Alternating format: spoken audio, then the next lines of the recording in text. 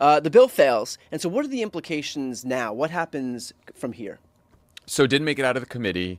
I think 5 Republicans voted no, along with all the Democrats, and then everyone went home.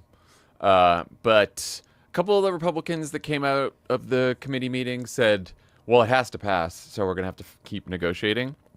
But basically, they voted it down because Chip Roy, one of the House members from Texas, and some other hardliners in the conference accurately pointed out that this bill is going to increase the deficit by trillions of dollars. So to the extent that Mike Johnson gets their votes and gets them to yes, it means the bill's going to get worse from our perspective, because they're going to have to either make deeper cuts to programs like Medicaid and food assistance, or their other option is to pare back some of the tax cuts, which I don't see. We couldn't possibly do that. Well, if they do opt for the former, which is deeper cuts to programs like Medicaid and food stamps, doesn't that make it even more politically risky for them? I mean, already the prospect of cutting $880 billion from Medicaid and $230 billion from food stamps is a massive political liability.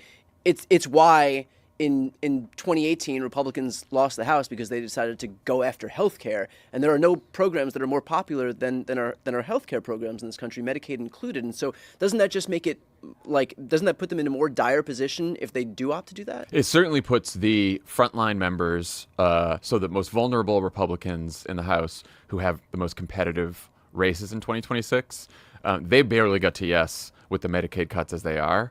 So if it gets worse, they're going to be keeping them on board is going to be really tricky.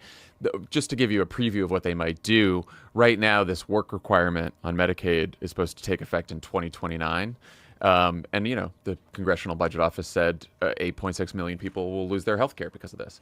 Now, they want to move the work requirement up so that it's happens almost immediately, right, which the CBO would probably score again and find even more people would lose their health insurance because, again, most of the people on Medicaid are working, and the people who aren't working who get Medicaid either have disabilities, or they're caring for a child or an aging parent, or they're a student.